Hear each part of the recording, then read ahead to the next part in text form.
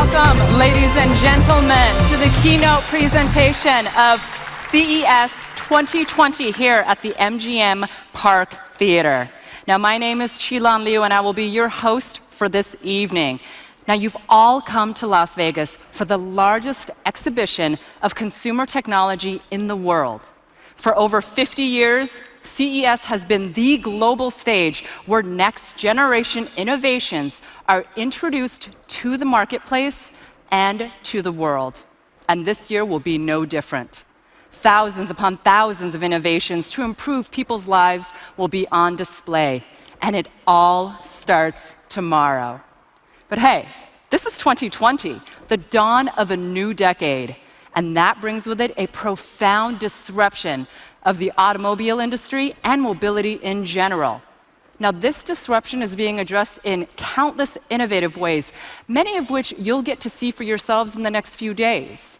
In fact, you'll hear quite a bit about it tonight because it's such a pressing topic, and because the folks from Mercedes-Benz, the company that invented the automobile, they take it very seriously. But as this is the CES keynote, you know you're in for something very special. Ladies and gentlemen, tonight you're going to get an exclusive look, not just years, but decades into the future. And that's because Mercedes-Benz has teamed up with some esteemed luminaries from Hollywood to present a vision of future mobility like you've never seen before. But I don't want to give it all away just yet. To kick things off, please help me welcome to the stage our keynote speaker, Ola K, head of Daimler and Mercedes-Benz, and Gary Shapiro, president and CEO of the Consumer Technology Association.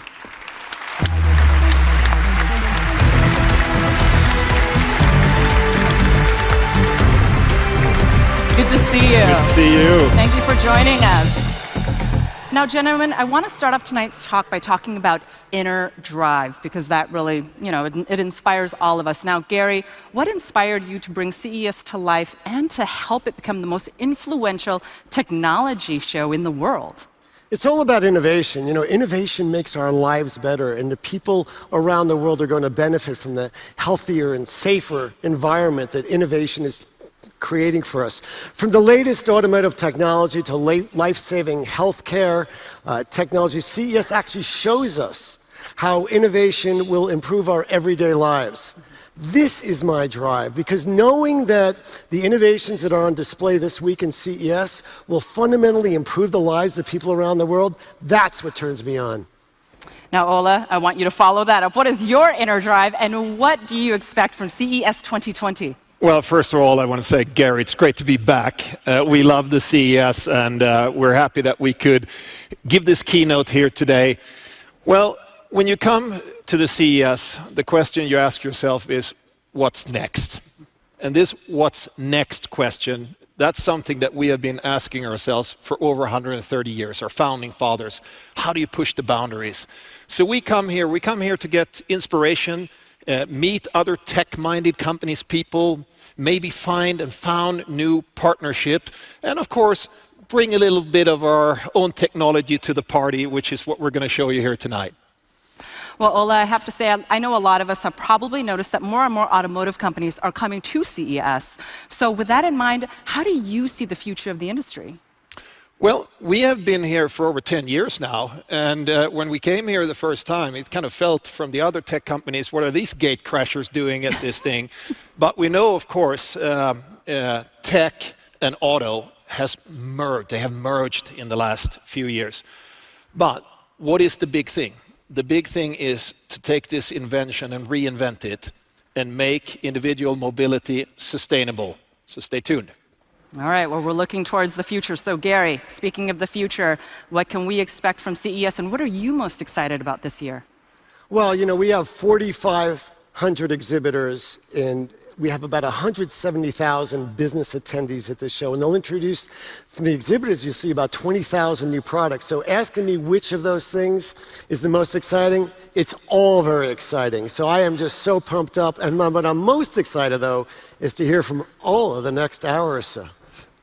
Well, gentlemen, thank you so much for all of these insights. As you can all see, there's a lot to get excited about here this week, and this evening is no exception. So before I hand it over to Ola for the keynote portion of tonight's program, let's take a look at this video showing the evolution of how we interact with our preferred modes of transportation.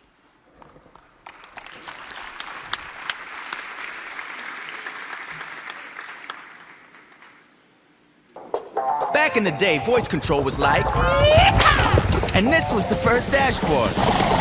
Our first interface was a stick, came with the invention of the car, and turned into steering wheels like this, or this. Dashboards became design icons. Steering wheels became status... Wait, joysticks? Your car lets you sing along to your Durans. So sorry you had to buy it all again on CD. What's it? We gave you controls, screens, buttons, early mobile phones, and then Bluetooth. Look, no hands. We made the dashboard hold your coffee or your popcorn.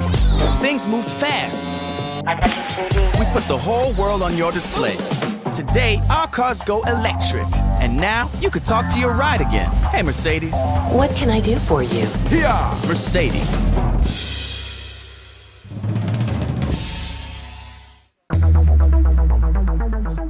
Here to tell you more about this exciting journey ahead is Ola K, CEO of Mercedes-Benz. Ladies and gentlemen, Happy New Year, and once again, welcome to Mercedes-Benz at the 2020 CES. Where do we take it from here? I guess that's the core question at every CES. And this inner unrest for what's next is also at the core of our purpose at Mercedes-Benz. Today, we would like to show you what that means. Now, I don't know how you spent your holidays, but for me, among many other things, Christmas is a great opportunity for substantial research into cinematography. Or in other words, I'm a real film buff. I spend some time catching up old movies, watching new movies. Of course, one of the classics, we've all seen it, is Back to the Future. It actually predicted that in 2020, we would be traveling by flying cars now. Yes, air taxis, they do exist. One example is the shared Volocopter from a great team of entrepreneurs that we're supporting. But let's be honest, it's still far from a standard option today. But there's another technology, another area of technology, where the car has made great progress and still has amazing potential, which is connectivity. And to us at Mercedes, that's way more than pairing a smartphone to your car entertainment system. What I want to focus on tonight is the bond between human and machine. The video that we have just seen made one point. Tech in the car, it's all about the interface. From wooden sticks to switches and buttons, or all the way to our MBUX voice assistant, such as in our all-electric EQC. For example, you can ask Mercedes, how's your favorite sports team recently performed? Well, I'm afraid I'm a New England Patriots fan, so the other night, not too great. But if you ask another question, what's the weather gonna look like on the way to your favorite ski resort? You're probably gonna get a better answer. And later this year, you will also be able to control your smart home from the road. Just use your car to prepare your home before you get there. And the next step in the evolution in the interface of a Mercedes is just around the corner. The first truly intuitive gesture control, not learning a new sign language, but the car really understanding what you want intuitively. Because we believe the interface is key to providing customers seamless access to opportunity, but without being lost in complexity. The more natural the connection gets, the better. That's especially important for our business because people build highly emotional relationships with their cars. I don't know how many of you have a nickname for your smartphone. I don't. But we all know that many cars are called and treated like friends or even family. So it's even more satisfying when you can interact with your car like a friend. One idea that we want to show you tonight is based on biometric connection between the car and the driver. The car recognizes the human driver's heartbeat, its breathing, so man and machine literally merge into a fully intuitive experience. Selecting different functions, for instance, it's easy. Simply raise a hand, and the menu is projected onto the palm of your hand. But before we get to that, there's another, perhaps even more fundamental dimension of connectivity that we just cannot ignore, and that is connecting tech and nature.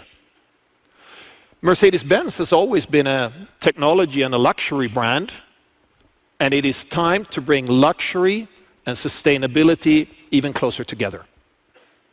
Because for us, the two are no contradiction.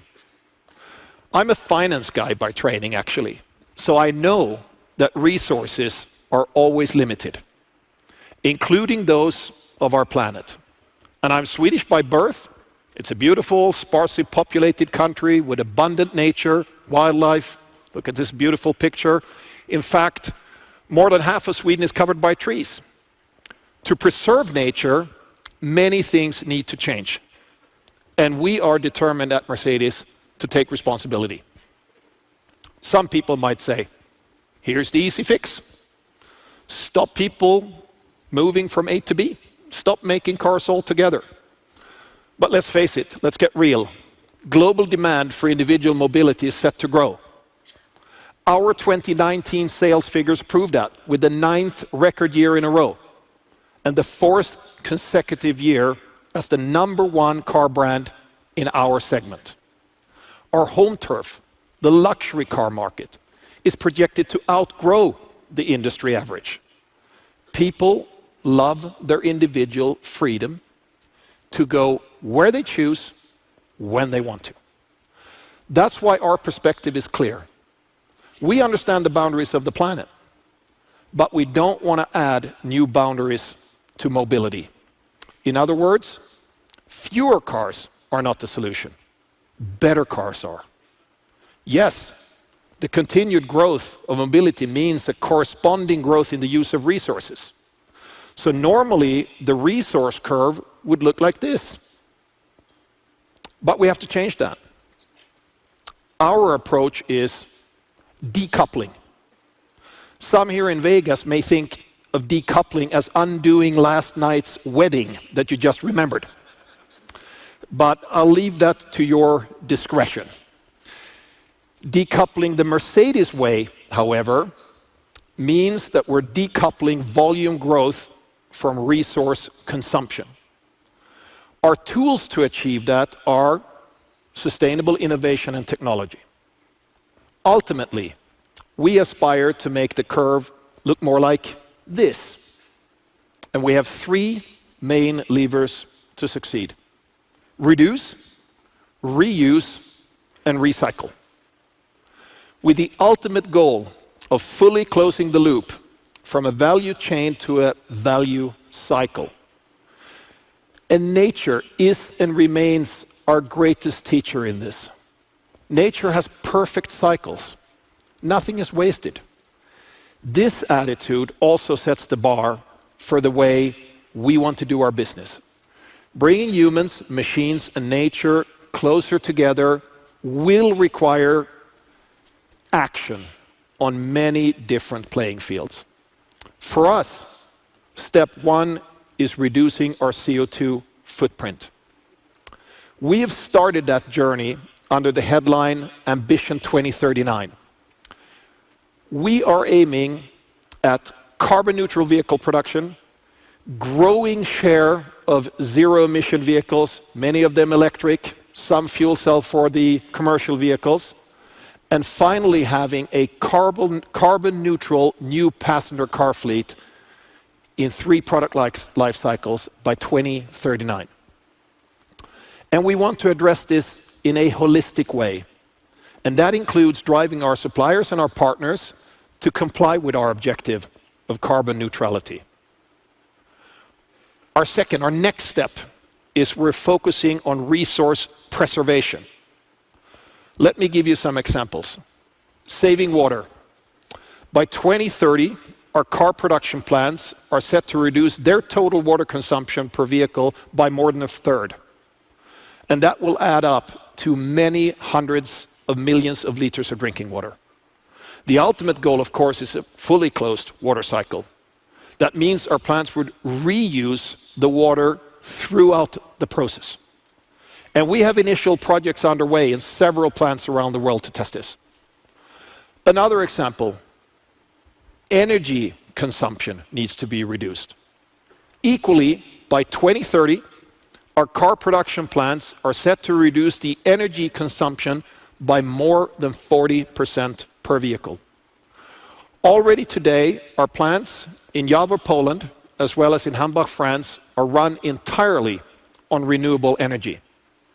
By the end of 2022, all plants in Europe will be carbon neutral, and the rest of the world will follow. And we're also reducing waste. In the next 10 years, our factories will reduce waste per vehicle also by more than 40%. Where we can't go for reduction, we're going to focus on the other two, reuse and recycle. As we keep expanding our electrical vehicle lineup, the battery becomes a major lever in this endeavor. A great example for reusing electric car batteries is giving them a second life as a stationary energy source. But ultimately, it's about closing the loop in a circular economy based on recycling. Every Mercedes passenger car is recyclable today by 95%. And this standard also applies, of course, to our new electric vehicles. Battery recycling is happening, but there's room for improvement. What we're aiming at are 100% recyclable batteries. So at this CES, we will show you a sneak preview of the next level battery technology for the future. At the same time, we keep encouraging our partners and suppliers along the whole value chain to further increase the usage of secondary materials. The obvious candidates for a car, steel, aluminum, and polymers, to foster this mentality, this philosophy of circularity, just as we do in reducing our CO2 footprint. To sum it up, the philosophy of reduce, reuse, and recycle will lead us to our ultimate goal, the zero-impact car. A car that uses technology to provide maximum fascination for people, but has zero negative impact on the planet. This may be in the distant future, but it is our goal nevertheless. Pursuing this mission, we have teamed up with like-minded innovators who share our vision of putting tech and nature in balance. They have created one of the most fascinating and successful Hollywood movies of all time. And it is my great pleasure to announce the global partnership between Mercedes-Benz and the Avatar films. I'm deeply honored that the mastermind behind the Avatar saga, James Cameron, will join me with his team here on stage tonight. And we've already done some work together, and I would like to present the first result of this partnership. The Mercedes-Benz Vision AVTR, which translates to Advanced Vehicle Transformation.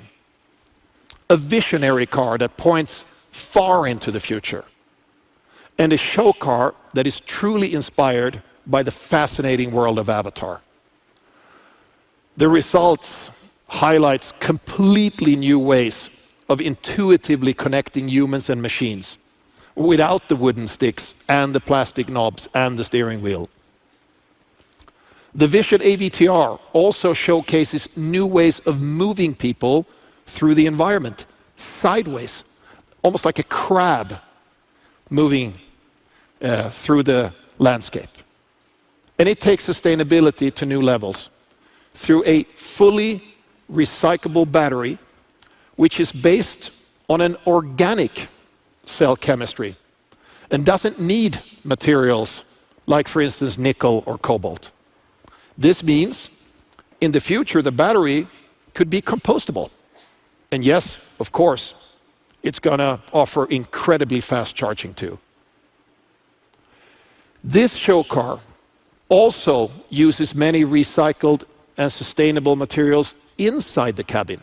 A lot of people are talking about vegan diet. How about vegan dynamic leather or Karoon woods made of fast-growing rattan?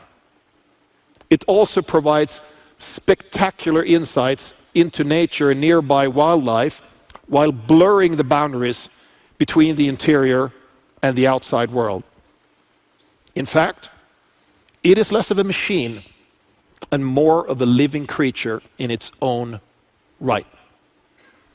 Are you ready? Let me see if the Mercedes-Benz Vision AVTR is now ready to come to the stage.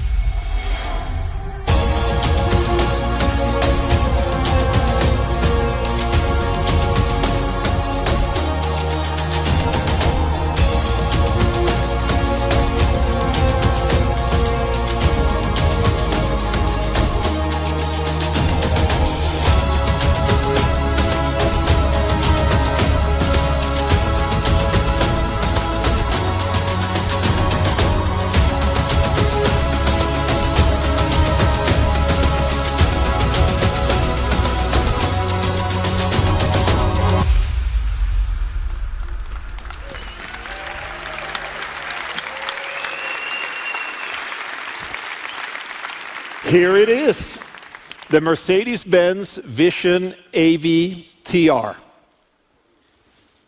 It is a show car, and show cars are here to spark our imagination of the possible, just like good science fiction movies do.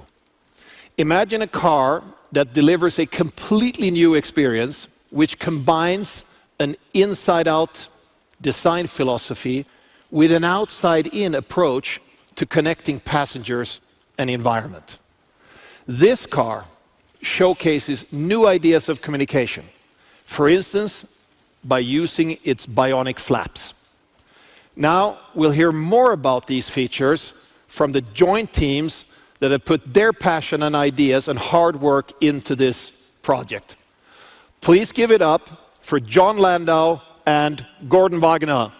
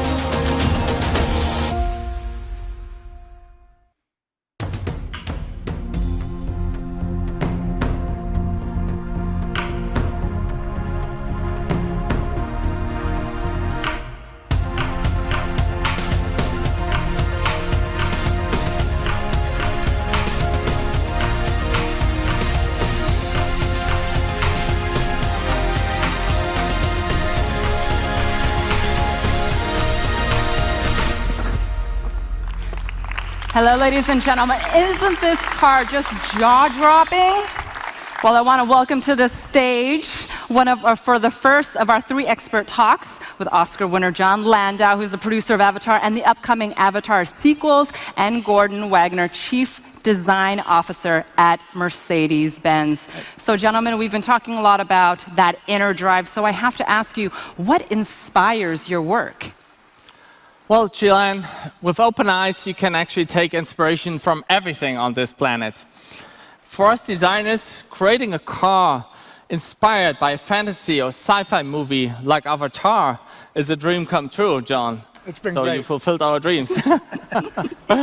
For the vision of Avatar, we transformed that bionic and nature-focused inspiration from the Avatar movie to a futuristic concept that demonstrates how a vehicle can actually merge perfectly with its driver, like an avatar, and blend in harmony into its ecosystem. Gordon is absolutely right. You know, we take inspiration from everywhere. Our natural world is one that we take great inspiration from. Technology is another. Technology allows us to tell stories in ways that were not possible before, and to communicate compelling and engaging ways. And Gordon and his team have delivered that with the car. Well done, sir. Well, I wish you all could stand here and be this close to the car because it is absolutely stunning. So, Gordon, one of the challenges for you is because Mercedes-Benz is known for luxury, how do you figure that into the design of the show car? Well, our ambition at Mercedes is to become the world's most loved luxury brand. And the definition of the luxury of the future is about the fusion of beauty and intelligence. So therefore, the AVTR vision embodies that redefinition of luxury by combining the beauty of nature with the responsibility of sustainable luxury for our planet. Now, we spoke about this a little bit earlier, but can you elaborate more about how this show car is actually inspired by Avatar? Of course, Gillian, yeah. In deep discussions with John and his team, we defined how our AVTR show car can actually pick up on all levels of the inspiration of the Avatar story. We created a futuristic vehicle that had to authentically looks like it comes out of this amazing sustainable world. So also, that is a vehicle that is able to enhance the capabilities of your own body, like the idea of an avatar in that movie. So eventually, we didn't want to create a car. We wanted to create something like a living organism. Almost like a human, right? So speaking about the Avatar movie, John, can you tell us how you were able to incorporate themes from the human world into that movie? Well, first of all, let's talk about what the first Avatar was about. I tell people that the first Avatar began and ended with the same image, Jake Sully opening his eyes. And I always viewed that as a challenge to audiences to open their eyes and to understand that our actions have an impact on both people around us and the world around us. And I think this car has been realized, and people who get in it, people who drive it, are going to feel that connection with the world around them, and it's going to change how they look at the world when they get out of the car. And can you expand on that a little bit more? You know, our job is to tell compelling emotional stories. But I think we also have a responsibility to inspire people to take action towards a sustainable lifestyle, harmonious interactions with others. And if we could bring that again into the real world, and Gordon and his team and the vision that Ola has laid out for them, they've realized it in a magnificent way. Now, Gordon didn't mention that this... Thank you so much for that. Absolutely. Now, Gordon did mention that this car does take a lot of its inspiration from Avatar. So, as a producer of Avatar, looking at this car, what's your favorite connection with the car and the movie? You know, I think the connection with the car is, we have AWA on Pandora, and people get to make that connection to AWA. People get in this car, and they put their hand on the controller, and the car reacts to them. It connects with them. It takes their biofeedback, and you really feel a pulse to the car. It feels your heartbeat, and you feel at one with the car. That's so incredible. Now, Gordon, we know that Mercedes-Benz is in this very unique position where you're able to shape the future. So, talking about the Vision AVTR, what type of innovations can we see in the show car? Well, this concept is full of innovation. Our concept has, first of all, a progressive and sustainable bionic design that brings our design idiom of sensual purity to an entirely complete new level. The design of the shapes, therefore, is fast, smooth, and in harmony with nature forces. Take, for instance, these aerodynamic flaps on the rear of the vehicle. They mimic the raising of the hair of an animal when it's moving. And actually, they have some aerodynamic functions, but they can also respond to you. And secondly, that car has a futuristic look thanks to this super futuristic, elongated, sporty, we call it one-bow proportion of the body, which blends beautifully with these circle wheel arches here, and of course, these round wheels. So, additionally to that exterior, the interior concept might be even more revolutionary. It shows a complete virtual instrument panel that takes the occupants on an experience journey beyond reality. Also, when you look at the car, there's light strips connecting through the entire vehicle, creating something like a neural network. And so this is much more than just an organic design. This concept car really merges the car and the driver into one living organism. What an incredible concept. It's been a great collaboration, a great experience. Totally, so inspiring. Well, John Gordon, thank you so much for your time. And although all of this sounds very futuristic, I have to say that I think these innovations, they aren't very far away. Would you guys agree?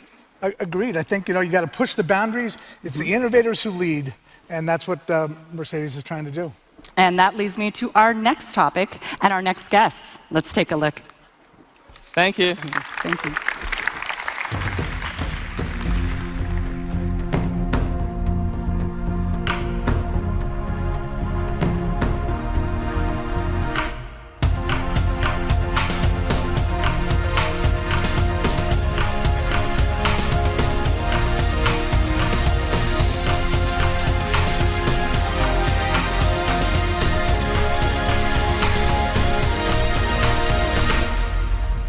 Ladies and gentlemen, please help me welcome Vera Schmidt, Director Advanced Experience Design at Mercedes-Benz, and Ben Proctor, Production Designer for the Avatar sequels. Hi. Ben, Vera, welcome to the stage. Hello. Okay, I think that one subject that both of you are very involved with is this merging of humans with technology and nature. So, Ben, let's start with you. How does your team really touch on this topic?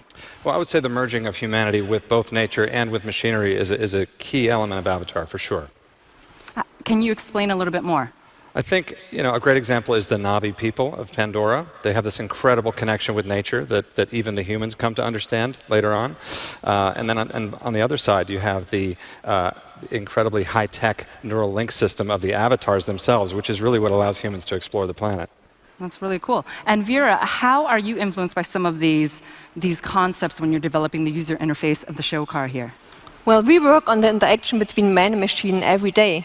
But in the Vision AVTR, we created an immersive experience where we shaped the technology as a mediator between you as a human being and you as part of species, part of nature. So how does that work exactly? What do you mean? So the car expands your senses, and it lets you experience the environment and the beauty of the nature around you. And this is really beautiful. So it becomes a very sensual extension of your skin. Can you describe the features in a little bit more detail? So nowadays, if you approach a car, you are the one who is reaching out to the car. You push a button, you touch a display. But in the Vision AVTR, you lift your hand, and icons are projected on your skin, on your palm. And even if you move it, the interface moves with you. So it's really that the machine starts reaching out to you, like in a living organism. I feel like we're just scratching the surface, right, Ben? Is there more, Vera? Yes. We have a curved dashboard projection, and on this one you can switch to a bird's eye view, and you can see the environment through the bird or through the eyes of the bird or a different animal. And you can also see natural forces which are usually not visible to the human eye. For example, you can see magnetic fields, you can see the energy flow of trees or the wind, so that's fascinating. It's just amazing. Okay, so a question for you both. I feel like when you're talking there, you're showing us that there are starting to be a lot of similarities between film technology as well as automotive technology, would you say? I would totally agree. You know, on the first Avatar, we had to create new film technologies to immerse people in this new kind of brilliant 3D imagery that was bright and colorful and amazing. And of course, on the sequels, I think we're going to introduce some new standards as well that will hopefully surprise people. But what we're seeing, I think, in this project that we've done together is that this kind of immersion, this kind of full sensory experience is also making its way into the automotive industry. And Vera, would you agree with that? Absolutely. So, and especially this development, it will intensify in the future with all the interfaces and technologies we have. Okay, so we're looking into the future now because that's one of the topics that we're discussing. So what future technology are you both most excited to work with? So for us, it's visualizing information on different shapes, materials, movements, where even the human gets part of the digital landscape. For us, that's key, because only then we can start transforming the car to the medium, to a digital membrane.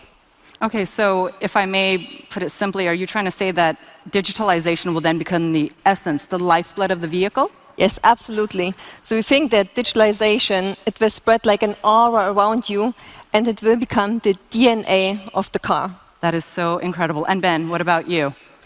You know, on Avatar, we try to take people on an incredible emotional journey through the medium of cinema. But I think it's also really interesting to look at AR and VR and all these other new media and think about where they're going to go and to see them starting to sort of convey the same sense of intense emotion, the same awe, the same connection that we associate with Avatar. It's very exciting. It is all very exciting. All right, guys, thank you so much for your time and especially for those insights. Ladies and gentlemen, the future is a very funny thing. Right after it occurs, it becomes the past. But it has always fascinated artists and scientists to look far ahead in order to capture people's hopes and desires and to anticipate new technical possibilities. So now I welcome two experts who are doing exactly that.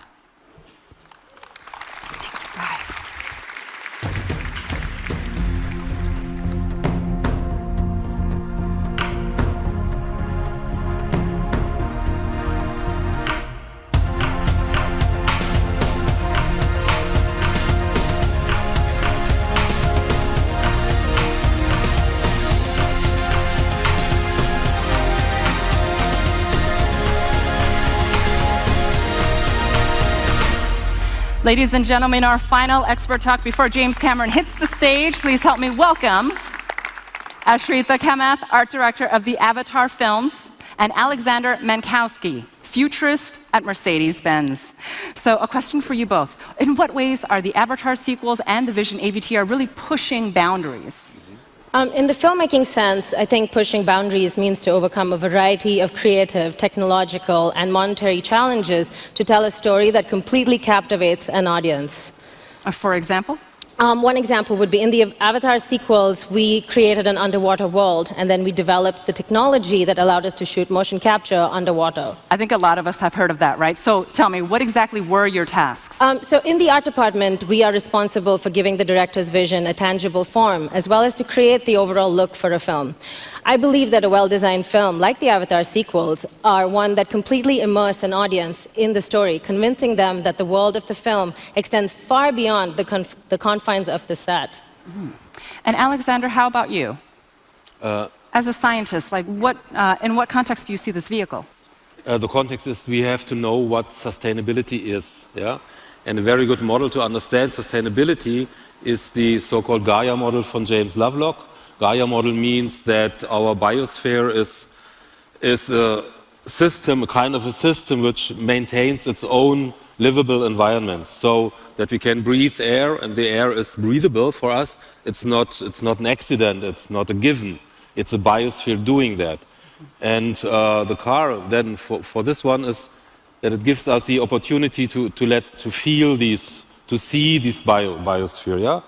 Like what Vera has told us, yeah, to see the magnetic lines, the communication, what the biosphere is doing. So I feel like you're talking a little bit about meaningful technology, if you will. Can you go in a little bit deeper about what meaningful technology is? Yeah, meaningful technology should be a technology which connects us to nature, to the biosphere, because we are a part of this nature. Yeah? We are part of the biosphere. It's not us and it. Yeah? So a good technology would serve as a medium, yeah, between this biosphere, which is us also, yeah, and what we are. Because we as human beings, we are tool-making beings. Yeah, so we need all this technology, and yeah, we are not naked, and so we need the connection. And if you have the connection with the biosphere, then we have, as Ola K said, this circular economy. Yeah, should fit into this biosphere. All right. So one last question. I mean, we're talking so much about the future. How do you see the future as a scientist? I would say we are working with many creative people about that, and yeah, and that's fun. It is a togetherness, yeah, between us, living plants, yeah, living life as it is, and mediated through as technology. It is, we will see a picture out of that. It's very insightful. Well, thank you so much, Ashrita, and thank you so much, Alexander. All right, are you guys ready? Thank you so much. Now, please help me welcome for our last expert talk. You've been waiting all night for him. He is none other than Academy Award winner James Cameron to the stage.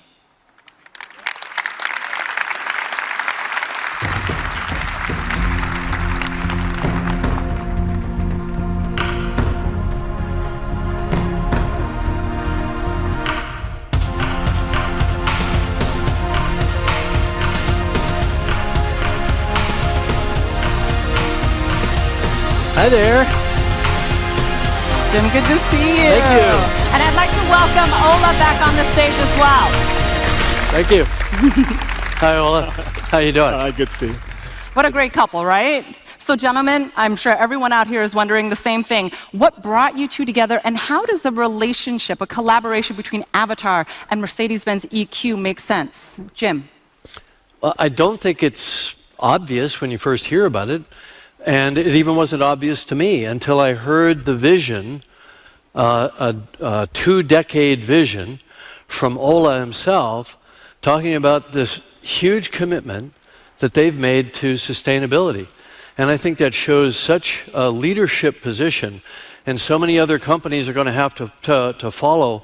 But you're leading, you're doing it, and you've made this commitment, I believe, from the heart. And you're not just doing it at the vehicle, kind of at the tailpipe by electrification and fuel cells and all that sort of thing, but you're doing it in the way you're going to manufacture the vehicles, and you're going to extend that back, as you were saying, to your suppliers and all the way back through the supply chain. So it's a sort of total life cycle assessment of the entire process, and that's inspirational to me, because my main thing in life right now is sustainability, and I mean true sustainability. How are we going to do this? What's our future going to look like? And so I think tonight is all about the future. You know, when I look at this vehicle here, you know, I see the future, not just an automotive future with all the wonderful things that it could inspire, that could feed back into the cars that are real production cars. And by the way, I was devastated to find out that I couldn't just order one. But apparently we're a ways off on that. But it's also an aspirational future. What kind of future do we want to have as human beings. You know, are we going to continue to be takers, or are we going to become caretakers? You know, are we going to protect nature? Are we going to protect the mother, the Gaia force that sustains us here on this planet? Are we going to turn our back on it at our peril? And so for a major manufacturing company like Mercedes to make this commitment, I think is just awesome and should be celebrated. And to me, when I look at this car here, I see a beautiful car, and I love cars. And I see so many amazing, innovative things.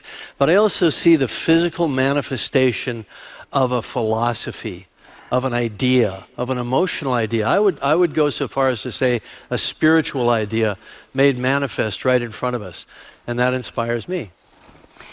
That's incredible. Ola, can you talk a little bit about how your interests have aligned with Lightstorm and Jim? Well, as I mentioned at the beginning of my speech, I've always been a film buff. Yeah. So I've been watching your movies, huge fan over all these years. And of course, next to a great story, which is essential for a hit, for a good movie, what's fascinated me and impressed me is the use of technology. Yep. I've observed that back to the movies, 80s, 90s, how technology have evolved, and even understood from you, you have sometimes waited on executing a movie because the technology is not yet there. Yeah. And I had the chance to visit Lightstorm productions to see, kind of peek behind the scenes. How is the next Avatar movie going to be shot? And if you're in the business of technology, like car people, you really eat, sleep, and drink technology, and you get to peek into somebody else's kitchen and see how they're doing it. I was blown away. So that innovative core is a perfect fit between the Avatar team and Mercedes-Benz. And then comes what Jim was talking about, sustainability. We have, of course, always tried to make our vehicle as efficient as possible. That's not the issue. But this major pivot to realize we are at a very important point in our development here. And do we want to sit back and just see what happens, or do we want to be architects of that future? In that sense, with the first Avatar movie and the whole philosophy behind that, Lightstorm was ahead of us. But we're going in the same direction. So tech people, understanding the importance of sustainability, it was really a perfect match for us. That's incredible.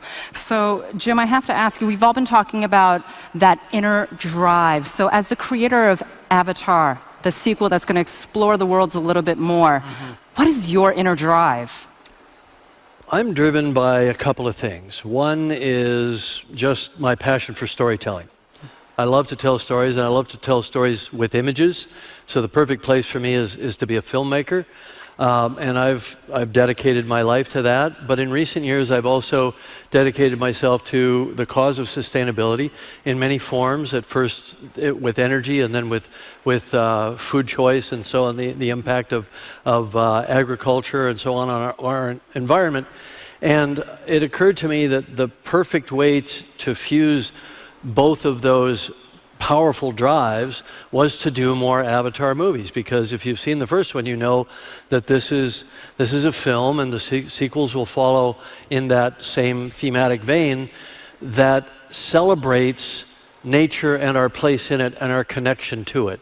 And I believe that the way that film worked to some extent, because of its beauty and its sense of wanting to be there and wanting to ride those creatures and fly through those mountains and so on, was that it awoke in the viewer that sort of childlike sense of the wonder and the curiosity and the joy in nature that we all have when we're kids. And then as we grow up and as the world grows up and becomes more urban and less rural — I grew up in a rural environment in Canada — but as we become more urban, we have this kind of nature deficit disorder that we're all collectively suffering from.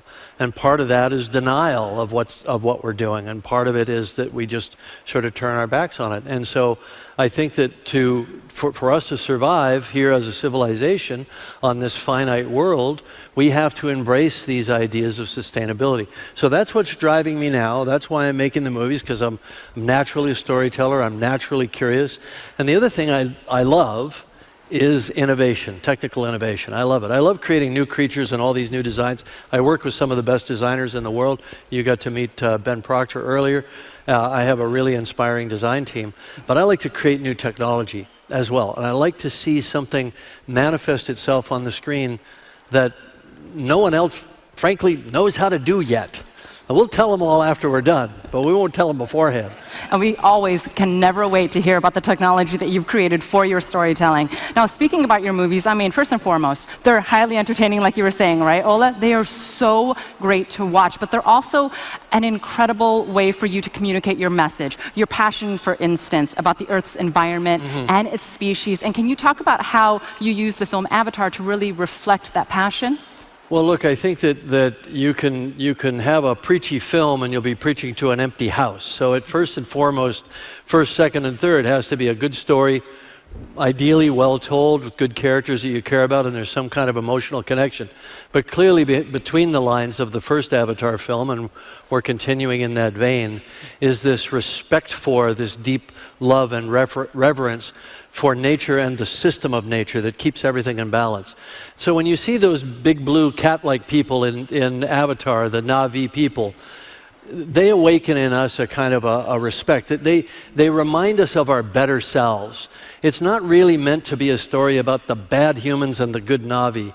It's about the best of humanity as represented by these Na'vi characters who kind of represent the more primal version of ourselves that knew how to live in balance. And now things are so out of balance. And so in the new films, we'll be having, good humans and bad humans, good Na'vi and bad Na'vi, actually. And it's a question of values. It's a question of, do you want to be a taker or do you want to be a caretaker? Do you want to be a custodian? Do you want to be a steward? Do you want to aspire to a future where cars like this are possible? Or a degraded future? We have that choice, and that's the choice that we need to make now relative to the world that we're going to be passing on to our children, our grandchildren, and future generations. And so, I salute you and your company for the commitment that you've made to that aspirational future. And speaking about the respective industries that you both work on, you're both ahead of the class there. So why is constant innovation so important in both of these industries? Well, we talked about what's next. That's the question we have been asking ourselves. Our founding fathers, they asked themselves that question. They created a new industry. They didn't improve the horse or the horseshoe or made it lighter or anything. They just broke new ground and asked that, what's next? Yeah. So that is really at the core of our DNA, to constantly think about that. And what did it give us? It gave us a fantastic gift. Individual freedom, self-determined individual freedom. And that beautiful invention, in a nice wrapping, Gordon, that needs to be reinvented now. And that's why we're going from what we call modern luxury to sustainable modern luxury. We got to make the beautiful machine a sustainable, beautiful machine. And we're going to need all the creativity, all the ingenuity. Every engineer in our company is going to have to dig deep, because there are, of course, a lot of challenges on this road. Also, financial challenges. But if you put your mind to it and you make up your mind that you're going to solve this problem, you probably will. If you don't, nothing's going to happen. That's very true. Once you're dedicated, you can do it. Yeah. So, Jim, what about you? Why keep pushing in your respective industry? You've done pretty well, so why keep pushing? And when you're looking towards the future, what's next? Okay, that's two questions. So the need for innovation, I think, my career trajectory is basically sort of living proof of the need for innovation. I look at the milestone films that I've made that were big hits. A big part of what attracted audiences to those movies was that sense of dreaming with your eyes wide open. Whether it was the liquid metal guy in Terminator 2 or the intelligent water tentacle in the abyss or whatever it was, those were literally things that were not possible the year before, that we willed into existence in order to tell that specific story. And now, of course, those tools are ubiquitous, and anybody can do those things now, years later. So we have to constantly be looking ahead. The universals of storytelling never change. Great characters, people that you can invest in, human emotion. That goes back to the Greeks and all the way back 4,000 years to the Epic of Gilgamesh, But the specifics of what you see on the screen and the journey that you're taking, that changes, and it's dynamic.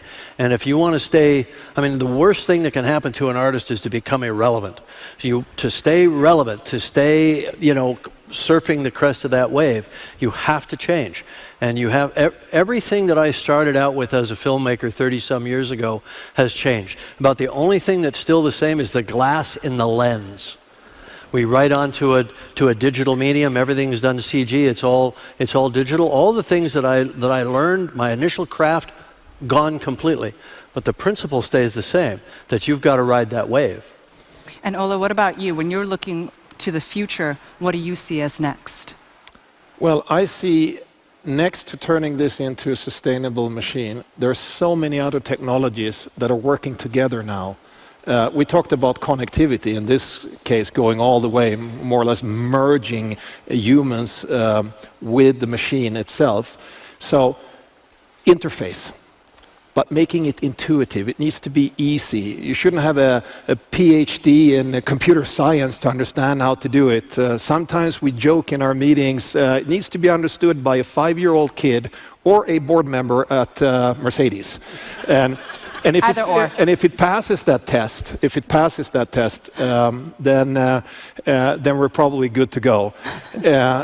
And if I look around, I'm really excited to see what's new here at the CES this year. If I look around at what so many other companies are bringing to the party, and it's interesting to see, by the way, how many tech companies use the car to display their technologies. So we got a little bit of co-creation going on here. And you could argue a car company, as far as this proposition is concerned, is the master integrator of all of that. Yeah. So some of it we will, of course, invent ourselves. Maybe the organic battery chemistry that we were talking about. Some of it we will find with other people, or we will take inspiration from other businesses and then move the game on to the next level. That's what drives us. I see a future where we continue to co-evolve with our technology. Our technology is changing us, and we in turn reflect our needs into that technology. And we will merge. We will absorb it, and it'll just become such a natural part of our lives. It already has, that we don't even think about it. You know, a 5-year-old Navi child can jump onto a Banshee and plug in and fly.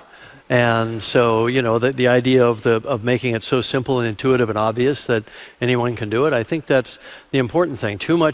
So much is possible now, but too much of it is complex at the user interface, and that needs to be cleaned up. And of course, there are always, you know, the tech nerds that love, you know, to learn all that, the hacks and the tricks. But I think the average person wants it to be invisible, wants it to be transparent. And it's pretty amazing.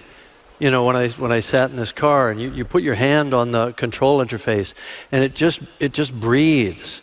It seems alive. It's organic. And so I think that our technology will become more organic and more easy for us to interface. And so, you know, this car is symbolic of that. And maybe some of the manifestations of the specifics won't show up, you know, for a few years in your future model lines. But you have to start with the gesture. You have to start with the idea. So I want to take this conversation to another realm here. Ola actually let me in on a little secret. I don't mean to put you on the spot, but I hear you may have brought us a little something to show us about Avatar 2. Couple of glimpses. All right, would you mind sharing it with everyone? Because Okay, I think everyone here is super excited to see that, it's too late to right? say no. They're running it. All right, so we're just going to go through. What are we seeing here? Well, I mean, I think if I sum it up in the broad strokes, I see a world that I want to go to. That's what we're trying to create. That's what we're trying to create with our designers, an aspirational world. Because by falling in love with it, you want to protect it. So you feel invested, right? And so our world is beautiful. We take our inspiration from our world right here on Earth, and it's still beautiful. Many, many parts of it are still spectacular, and we need to fight to protect that. And that's really the message of Avatar, and that's why I thought I'd share some of these images to give you a sense of what you might look forward to. It's so incredible. Thank you so much for sharing that concept art. Did you guys love the concept art from Avatar 2? I mean, come on. Thanks. That's so beautiful. Thank you. All right, gentlemen, thank you so much for your time. It was so insightful and so enjoyable. Now, to wrap up the presentation, I am going to pass it to you, Ola, who has just a few short words to share with you. So, Ola, back to you. Thank you, Chilan. And thank you, Jim, for joining us and for this great partnership. Ladies and gentlemen, I hope you enjoyed the show just as much as we did. We believe that aiming high and thinking ahead is paramount in this process, in this transformation we're in. We believe that inspiration and fascination are the most powerful drivers for change and progress. Our way is sustainable modern luxury. Our tools are technology and innovation. The transformation of the automotive industry at large and society as a whole is something we look forward to. That's an attitude that we share with Jim and his team. We are quintessential tech optimists. And the vision, advanced vehicle transformation, is a symbol of that. And a reminder, the best is yet to come. Thank you very much, and have fun at the CES 2020.